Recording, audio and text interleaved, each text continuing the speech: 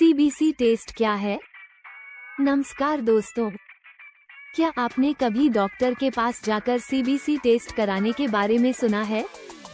लेकिन ये CBC test होता क्या है? ये क्यों किया जाता है? और इससे हमें कौन कौन सी बीमारियों के बारे में पता चल सकता है? अगर आप भी इन सवालों के जवाब जानना चाहते हैं, तो इस वीडियो को अंत तक जरूर देखें। आज हम आपको सीबीसी टेस्ट से जुड़ी पूरी जानकारी देने वाले हैं, वो भी आसान भाषा में। सीबीसी टेस्ट क्या है? सीबीसी का पूरा नाम है कंप्लीट ब्लड काउंट, यानी कि पूरा रक्त गणना।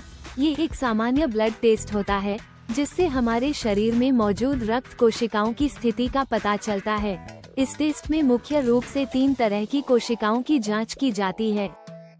1. रेड ब्लड सेल्स (RBC), ये शरीर में ऑक्सीजन पहुंचाने का काम करती हैं। 2.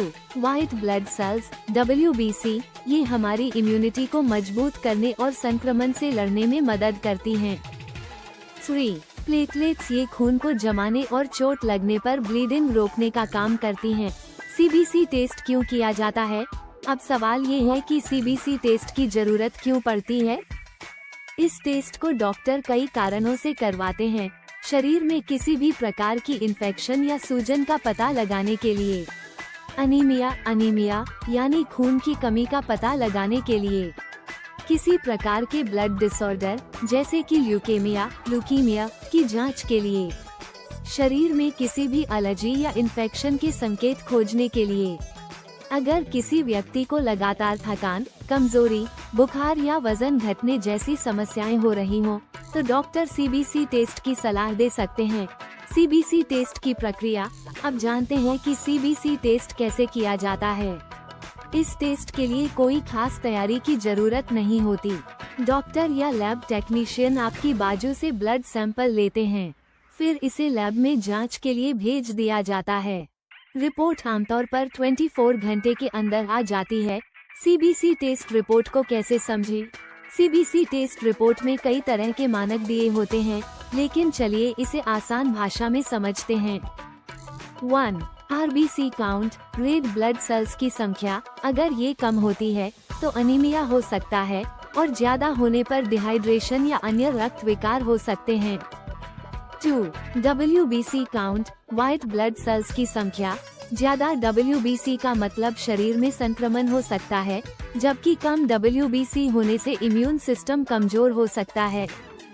3. प्लेटलेट काउंट, अगर प्लेटलेट्स कम हैं, तो खून जल्दी नहीं जमता और ज्यादा होने पर ब्लड क्लॉट बनने का खतरा बढ़ सकता है। 4. हीमोग्लोबिन (HB) स्तर, इसका कम होना अनीमिया का संकेत हो सकता है।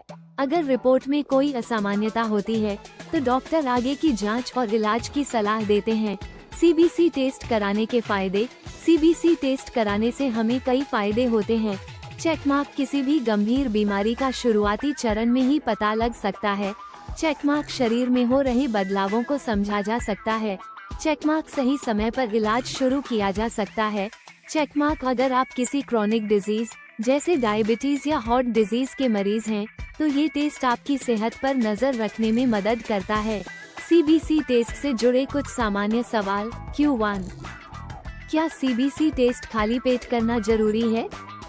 राइट फिंगर नहीं, यह जरूरी नहीं है।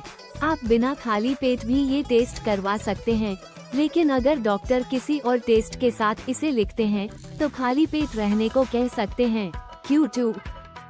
क्या सीबीसी टेस्ट महंगा होता है? राइट फिंगर नहीं, ये एक सस्ता और आसानी से उपलब्ध टेस्ट है। इसकी कीमत आमतौर पर 200,500 रुपये के बीच होती है। Q3. क्या सीबीसी टेस्ट से कैंसर का पता चल सकता है? राइट फिंगर हाँ, सीबीसी टेस्ट से ल्यूकेमिया, ब्लड कैंसर जैसी बीमारियों के संकेत मिल सकते हैं, लेकिन कैंसर की पूरी पुष्टि के लिए अन्य टेस्ट भी जरूरी होते हैं। Q4. सीबीसी टेस्ट की रिपोर्ट कब तक मिलती है?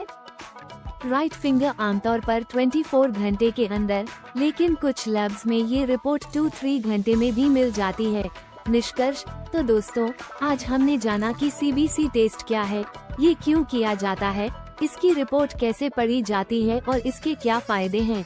अगर आपको ये वीडियो पसंद आया हो तो इसे लाइक करें, शेयर करें और चैनल को सब्सक्राइब करें। अगर आपके मन में कोई सवाल है तो कमेंट सेक्शन में जरूर पूछें। मिलते हैं अगले वीडियो में, तब तक के लिए स्वस्थ रहें, सुरक्षित रहें।